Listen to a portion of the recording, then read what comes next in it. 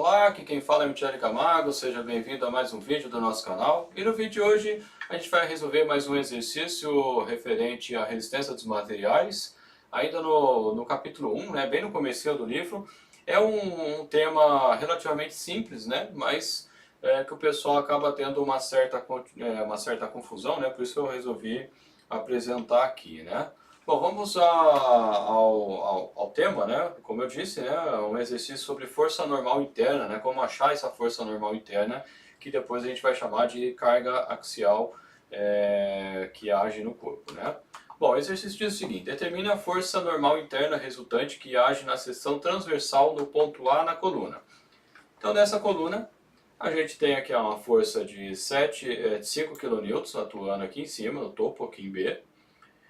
Mais aqui abaixo, né? Então a gente tem uma coluna mais fina, depois uma coluna mais grossa, e nessa coluna mais grossa a gente tem essas outras duas forças de 3 kN cada agindo aqui, né?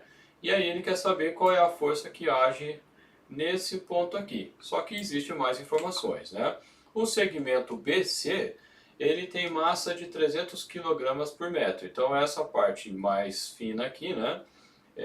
Ela tem essa taxa aqui de massa em função do seu comprimento, né? Então vai ter uma quantidade, esse peso aqui ele vai comprimir esse ponto A, né? Então por isso que quando, né, o material que está sendo utilizado a espessura, né, tá pequena, se você tem alguma coisa bem grande aqui, ele acaba rompendo lá embaixo, né, que é onde eu tenho a maior fragilidade desse componente. E o segmento CD, que é essa parte mais grossa, que é a parte de baixo, ele tem massa de 400 kg por metro.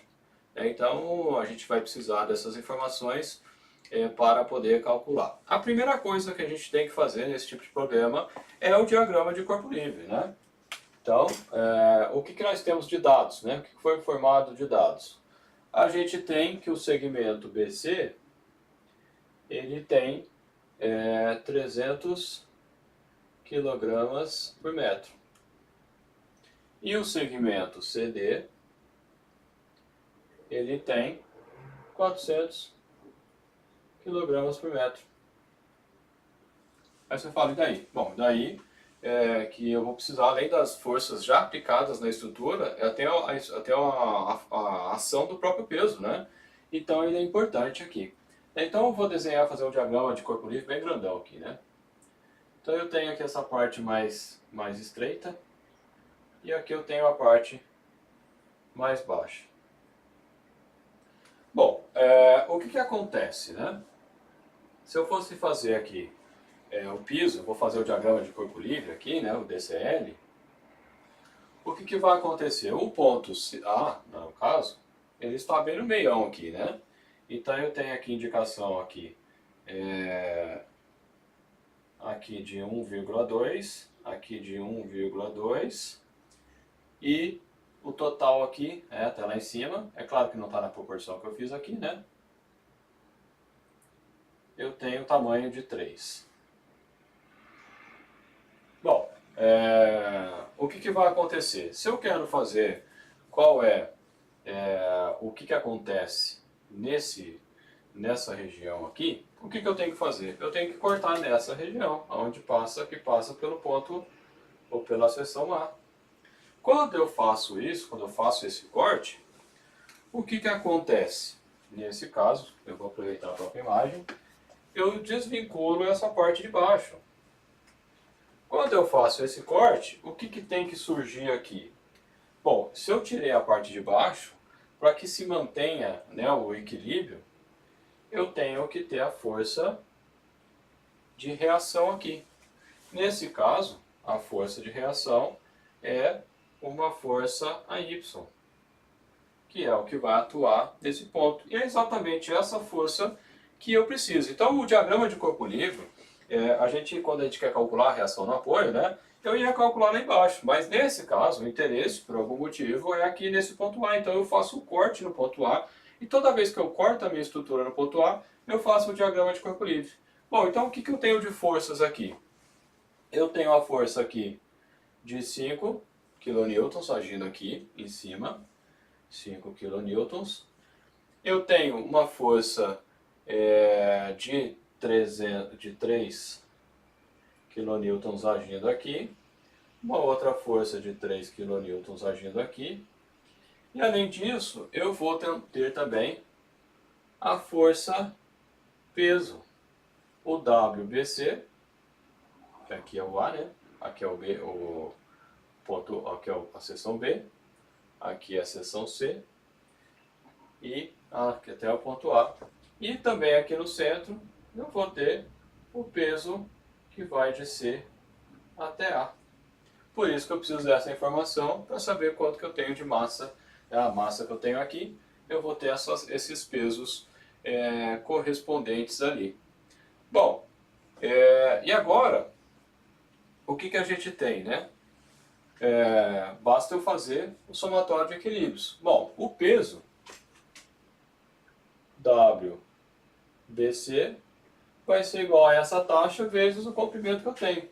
Nesse caso, 3 metros. Então, 3 vezes 300 kN por metro. Então, vou colocar até a unidade só para a gente não se perder. Então, 3 metros que multiplica 300 kg por metro. Só que isso aqui é massa, não é peso. É que o metro vai cortar com o metro. Eu tenho que multiplicar vezes a aceleração da gravidade. 9,81 metros por segundo ao quadrado. Bom, o que vai acontecer? Metro cancela com metro, quilograma metro por segundo ao quadrado é newtons. Então, nesse caso, o WBC vai ser igual, fazendo a conta, 3 vezes 300 vezes 9,81. Então dá 88.290 newtons. Mas como eu estou usando as outras forças em kilonewton, então vai ficar WBC igual a 88,3 kilonewtons. Então essa é a força que eu tenho aqui do WBC em função do próprio peso. Então vai dar, né, só para ver se está coerente, 90.900 vezes 10. 900 vezes 10 dá 9.000. Tem alguma coisa errada aqui. Ah tá, eu errei na vírgula. Aqui é 3.000, eu coloquei uma vírgula a mais. Então, só para ficar certo, ainda bem que eu vi, né? Como que eu fiz aqui a conferência? Eu fiz aqui uma conta estimada. 3 vezes 300 dá 900. Daqui é quase 10, né? Vezes 10 dá 9.000 e não 90.000, né? Então tá dando, aqui tem um zero a mais. Na hora de colocar na calculadora eu coloquei um zero a mais aqui. Bom, agora a mesma coisa. E o WCA? Bom, WCA vai ser igual a, eu tenho 1,2 metros só, 1,2 metros vezes 400 kg por metro vezes 9,81, que é metros por segundo ao quadrado.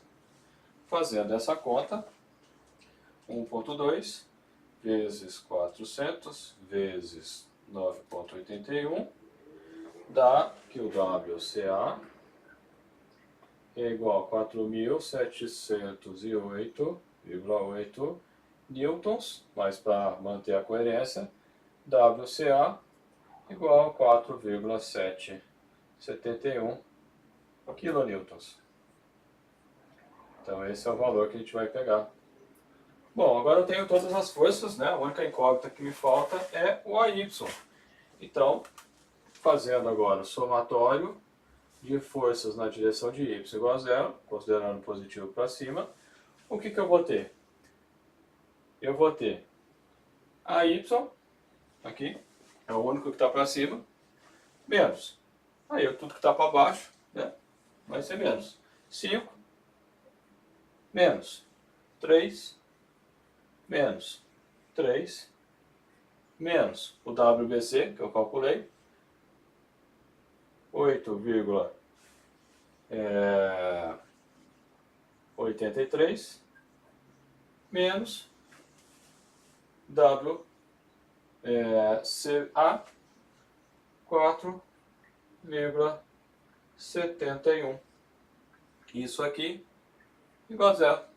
Então a Y igual, fazendo a conta, 5 mais 3 mais 3 mais 8,83 mais 4,71 igual a 24,54 kilonewtons. É só isso? É só isso. Ou seja, se a força que está agindo aqui, eu tiver uma massa, né, uma área pequena, vai ter uma tensão que vai ultrapassar o limite de resistência dos materiais, esse que a gente estuda ao longo, né, da resistência dos materiais, e esse componente aqui ele estragaria, né, ele quebraria, trincaria, enfim, aconteceria alguma coisa.